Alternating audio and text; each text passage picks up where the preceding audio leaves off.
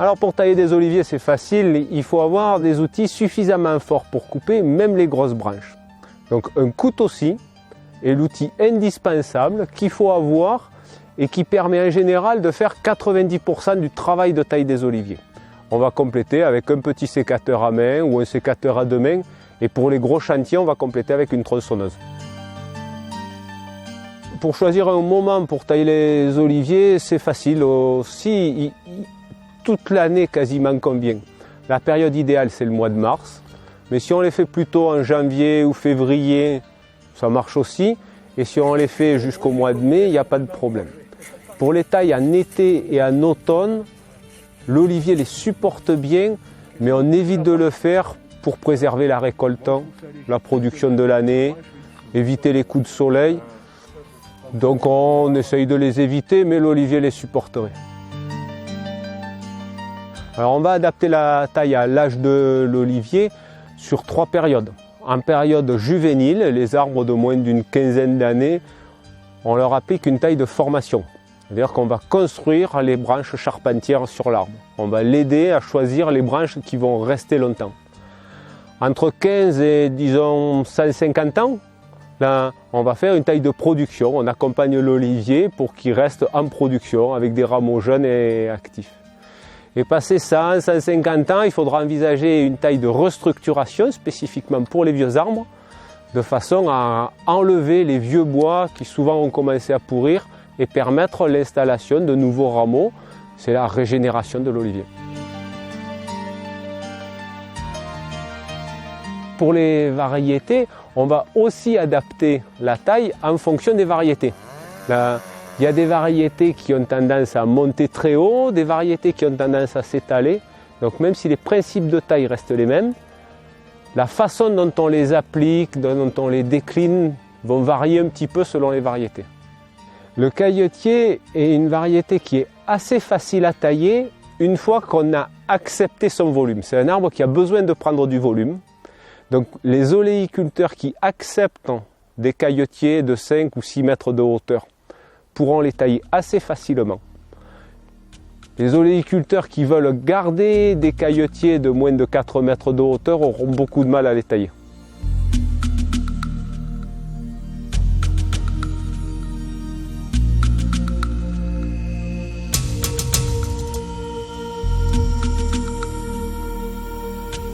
Le soleil est à la fois l'ami de l'olivier. Les feuilles en ont un besoin vital pour assurer l'alimentation de l'arbre, mais il ne faut pas oublier que le soleil présente aussi un danger et va brûler les écorces qui sont trop exposées au soleil. Donc on fait attention à la taille de l'olivier, à mettre le maximum de feuilles au soleil et les écorces le plus à l'ombre possible de leurs propres feuilles.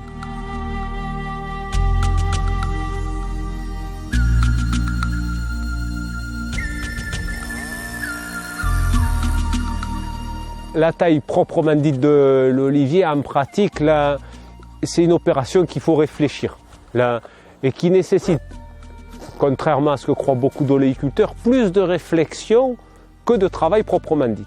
La réflexion, elle se décompose en 2 temps. Le premier temps, c'est définir le volume d'arbre que je veux avoir. La hauteur, le diamètre, la quantité de frondaison.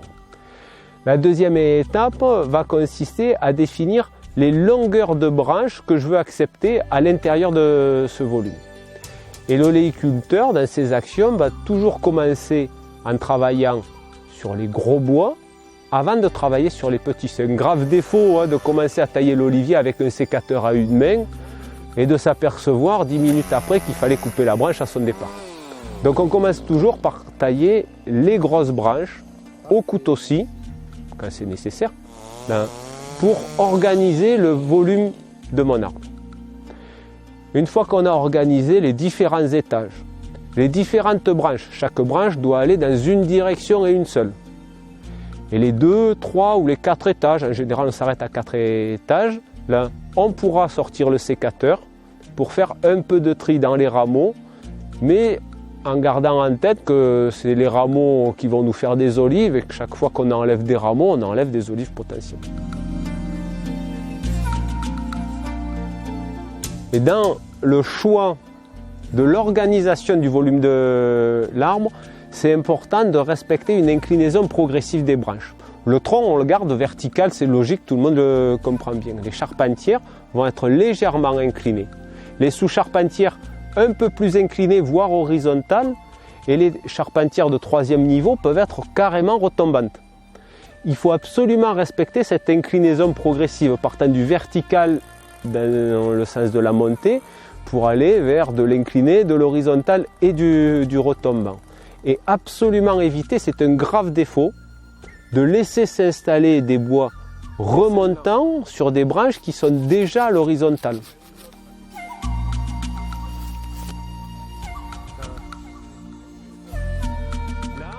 Une fois qu'on a fini de tailler, il faut savoir se débarrasser de toutes ces branches. Pour se débarrasser de ces branches, le plus simple c'est de les brûler, mais ce n'est pas une bonne opération énergétique. Sur le plan énergétique, il faut bien comprendre que l'olivier il a investi beaucoup de temps et d'énergie pour fabriquer ce bois. Il a utilisé l'énergie solaire pour fabriquer ce bois.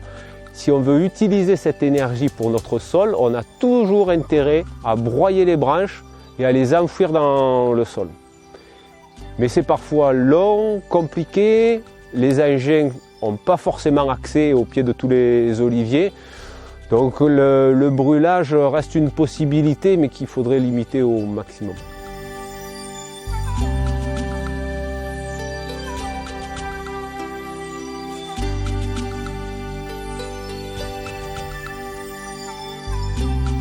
L'Association des oléiculteurs du Pays de Fayence remercie la communauté de communes pour son aide constante et significative et remercie également l'Association française interprofessionnelle de l'olive pour le soutien qu'elle nous donne pour ces diverses formations, dont cette formation-ci avec M. Siciliano sur la taille des oliviers.